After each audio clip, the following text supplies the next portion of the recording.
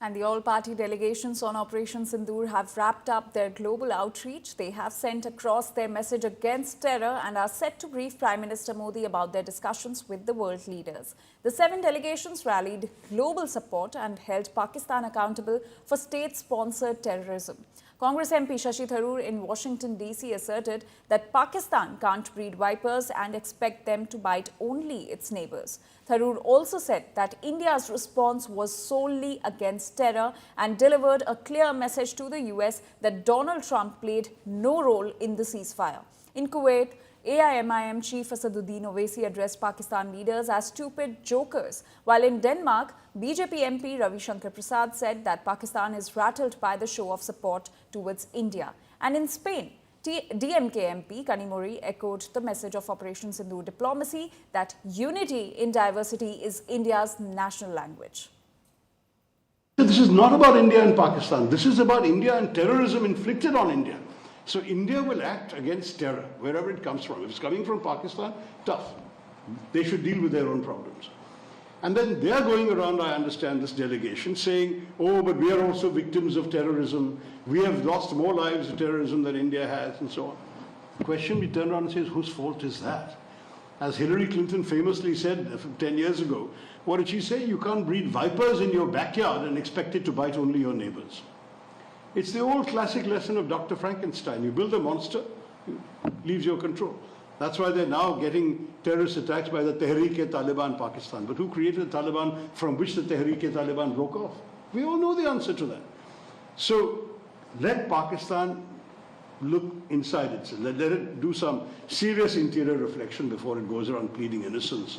You wanted to know about the national language. I think the national language of India is unity in diversity. And that is the message this delegation brings to the world. And I think that is the most important thing. I think yesterday the Pakistani army chief had gifted a photo to the Pakistani Prime Minister Shehbaz Sharif. President of Pakistan was there, the Speaker of National Assembly was there. And these stupid jokers, they want to compete with India. They had given a photograph of a 2019 Chinese army drill, claiming it's a victory over India. Now this is what Pakistan indulges in. They cannot even give a proper photograph.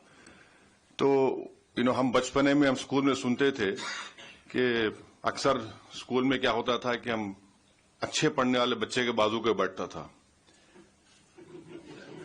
तो नकल करने के लिए अकल भी चाहिए. इन नालायकों को अकल भी नहीं है.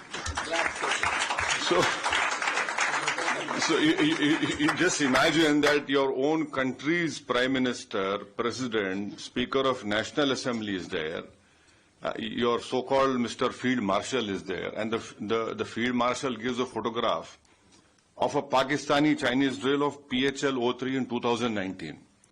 So this is what Pakistan indulges in, and that is why you must not, whatever Pakistan is saying, don't even take it with a pinch of salt. So as we were coming here, we saw some flags, and you all would know what those flags were.